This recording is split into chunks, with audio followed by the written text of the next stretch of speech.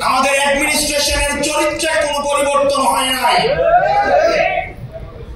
বিগত সময় নির্বাচনের কথা যদি আমরা মনে করি, ওসিকে নির্দিষ্ট সংখ্যক অর্থ দিয়ে কিনে ফেলা হতো, ইউনুকে সাক্ষী রেখে দিনের ভোট রাতে করা হয়েছে, মরা মানুষ কবরস্থান থেকে এসে ভোট দিয়ে গিয়েছে।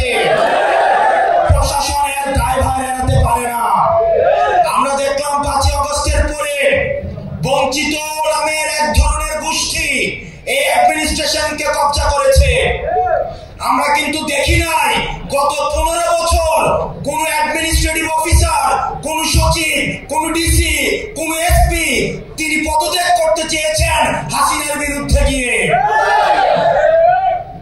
প্রিয় যুব সমাজ, 5 আগস্ট যদি না হতো তাহলে তাদের মধ্যে আবার দেখা যেত হাসিনার পক্ষে, হাসিনার উন্নয়ন কেন প্রয়োজন সেটির পক্ষে দিস্তায় দিস্তায় আবার রচনা লেখা হতো, কলম লেখা হতো, টকশোতে আবার কথা বলা হতো। আমরা একটা নির্বাচনের গণতান্ত্রিক উত্তরণের জন্য নির্বাচনের দিকে যে যাচ্ছে সেটির আগে অ্যাডমিনিস্ট্রেশন সংস্কার করে আমরা এই ব্যুরোক্রেটদের আমরা ভূমিকা সম্পর্ক নিশ্চিত হতে চাই। যারা আগের 3টা নির্বাচনের সাথে জড়িত তাদেরকে দৃষ্টান্তমূলক তাদের ব্যবস্থা নিতে হবে। প্রিয় যুব সমাজ, সেটির বিষয়ে আমাদের ভয়েস রেজ করতে হবে মাঠে এবং জনগণের মধ্যে সেই বিষয়ে সচেতনতা বিস্তার করতে হবে।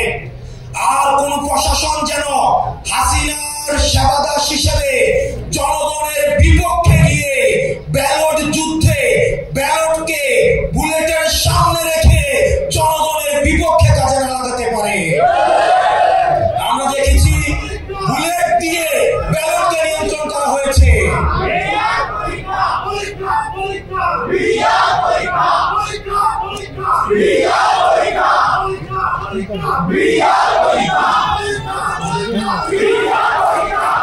প্রিয় যুব শক্তি, আমরা অ্যাডমিনিস্ট্রেশনে যারা রয়েছেন পরবর্তী বাংলাদেশ বিনির্মাণের জন্য আপনাদের ভূমিকা অপরিসীম। আপনাদের সহযোগিতা আমাদের লাগবে।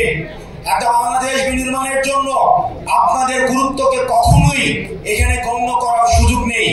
কিন্তু দয়া করে আপনার এনসিপি পন্থী হওয়ার দরকার নাই, আপনাদের জামাতপন্থী হওয়ার দরকার নাই, আপনাদের বিএনপি পন্থী হওয়ার দরকার নাই। কোন রাজনৈতিক পন্থী হলে সেটার পরিণতি কি হয় সেটা আপনারা 5 আগস্ট দেখেছেন। দয়া করে আপনারা যে শপথ নিয়ে জনগণের সেবা করার জন্য আসেন, আপনারা দয়া করে বাংলাদেশ পন্থী হন।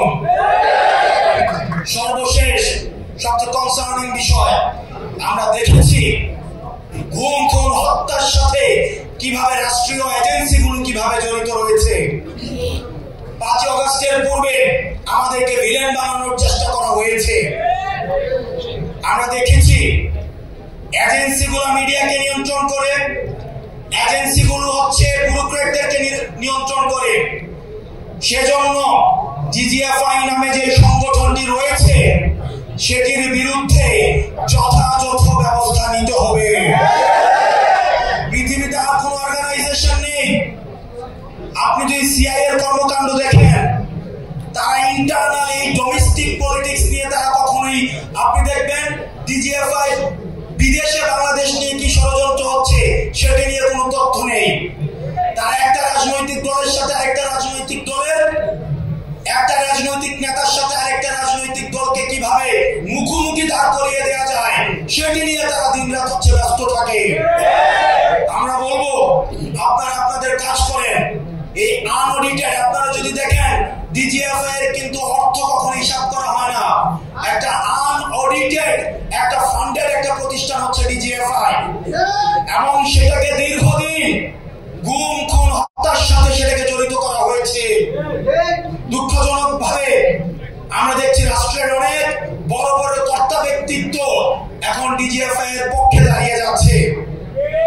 আমরা চাই এই প্রতিষ্ঠানটাকে সংস্কার করতে হবে, প্রয়োজনে প্রতিষ্ঠানটাকে ব্যান করে দিতে হবে। ব্যান করে দিয়ে এই মিলিটারি অর্গানাইজেশনকে বাংলাদেশ পন্থী হিসাবে গড়ে তুলতে হবে।